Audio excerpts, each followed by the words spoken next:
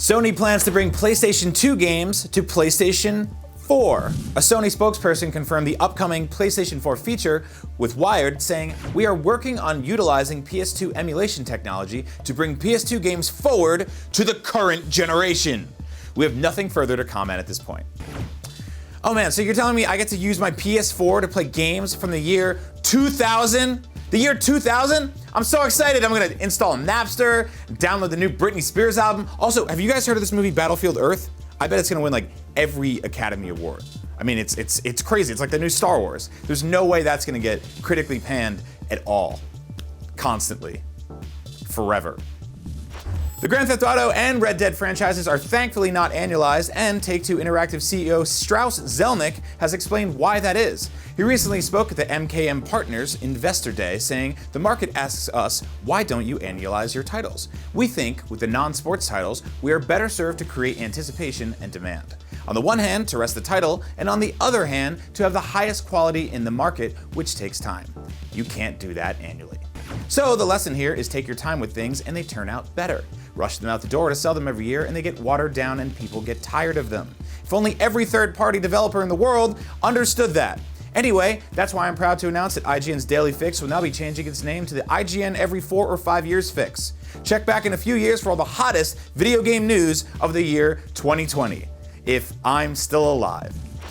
Another season of Game of Thrones is coming, as Telltale Games has announced that it's working on more episodes for the series.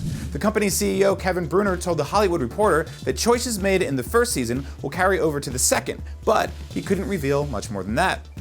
Brunner also avoided saying how far along a development Telltale is with the second season of Game of Thrones. Spoilers for the next season of Game of Thrones, by the way, or any season of Game of Thrones. A good guy dies horribly, a bad guy dies, but not as horribly as he should have.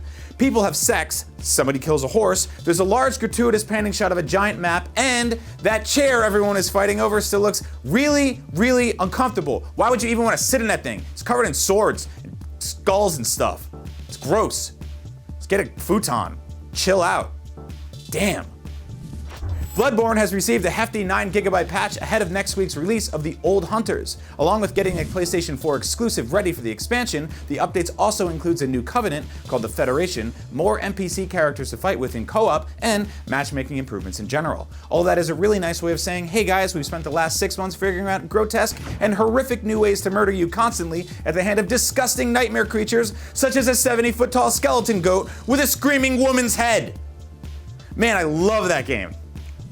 And that's your Daily Fix for November 20th. I'm Brian Altano. Hope you have a Star Wars Battlefront-filled weekend. You know I will. And remember that you can get your fix anytime online at IGN. I love you. I really do. I swear, with my whole heart, my whole big, weird, dark heart full of pizza and cheese, I just really love you.